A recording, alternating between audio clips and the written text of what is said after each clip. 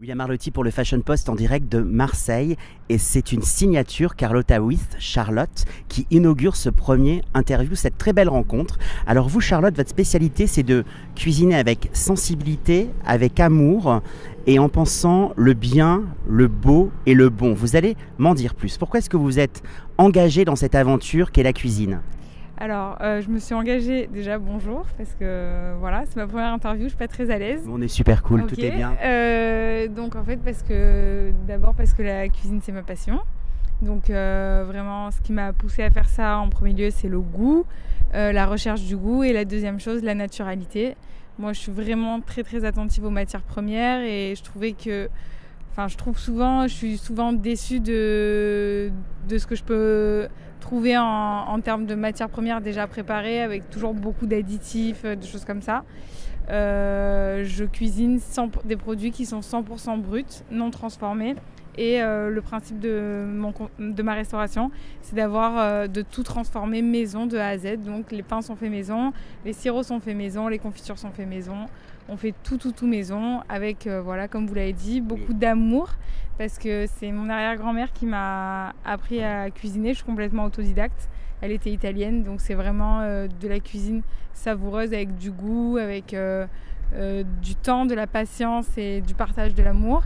Et pour faire une confidence aux téléspectateurs et aux téléspectatrices du Fashion Post, je viens de déguster vos créations. Ouais. Donc c'était savoureux, c'était le retour au goût justement. Il y a vraiment cette explosion dans les papilles. Qu'est-ce que vous nous avez proposé aujourd'hui ?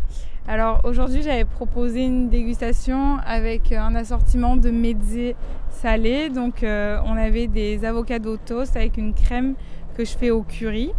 Un toast de brebis du marché garni d'une poire rôtie à la confiture de figues maison et au romarin. Une eau aromatisée aux premières fraises de Carpentras, au basilic et à la rose. Un poc, c'est un plat haïtien sur un riz vinaigré à l'amande effilée avec un assortiment de lottes et de baudroie. Je crois que ça a des falafels et des frites d'aubergine, un caviar d'aubergine fumée, un houmous à la courgette avec une grémolata à la menthe et au citron. Voilà, ce sont des plats qui nous font voyager. Ouais. Où est-ce que nous sommes aujourd'hui ?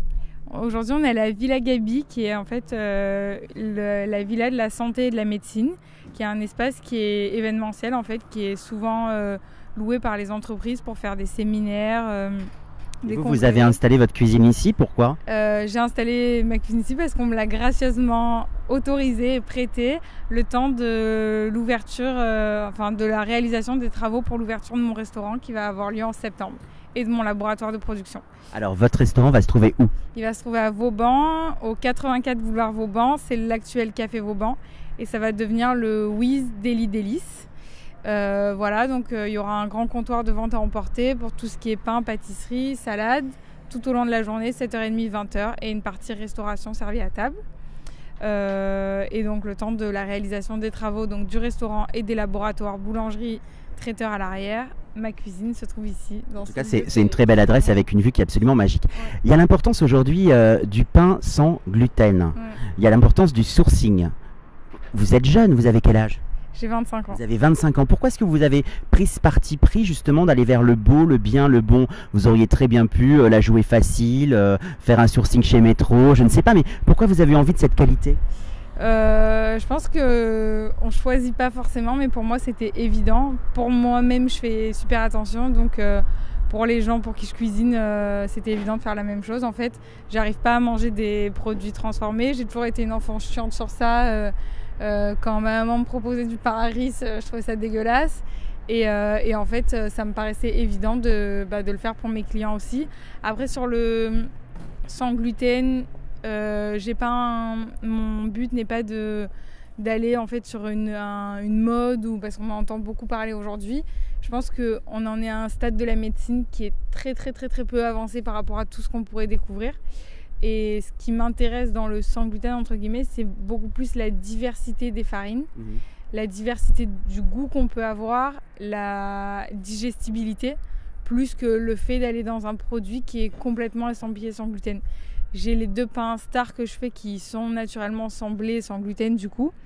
parce que j'ai travaillé des recettes comme ça, des recettes santé où j'ai pas eu besoin d'avoir mis du blé dedans. Je travaille aussi certains produits type des graissins ou de la brioche avec des blés très anciens, non hybridés, qui ont la même génétique depuis des millénaires, qui viennent d'Italie et qui sont aussi super digestes, quoi. En fin de compte, Charlotte, vous faites la promotion de l'anti-uniformisation, de la diversité et du très bien manger. J'étais ravi de vous rencontrer. Merci. On va se revoir pour votre prochaine aventure avec ce restaurant qui ouvre. Et puis, sous le soleil de Marseille, la vie est beaucoup plus belle. Merci beaucoup, Charlotte. Merci à vous. Très bonne journée. Merci beaucoup. Au revoir.